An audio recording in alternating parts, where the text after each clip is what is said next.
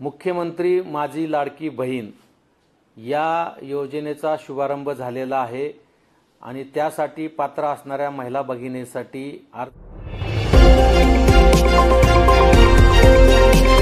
अगर आपने अभी तक हमारा चैनल सब्सक्राइब नहीं किया तो अभी सब्सक्राइब करें। अर्ज भरण्याची प्रक्रिया सुरू झालेली आहे। त्यामुळे उत्पन्नाचे आणि रहिवासी दाखले प्राप्त करून घेण्यासाठी सेतू केंद्रावर महिला भगिनींची खूप मोठ्या प्रमाणामध्ये गर्दी होत आहे। माझी आपणा सर्व माता भगिनींना विनंती आहे की आपण कुठल्याही सेतू केंद्रावर किंवा तहसील कार्यालयामध्ये जाण्याची आवश्यकता नाही। आता उत्पन्नाचा दाखला आणि रहिवासी दाखला सुद्धा काढण्याची आपल्याला आवश्यकता नाही।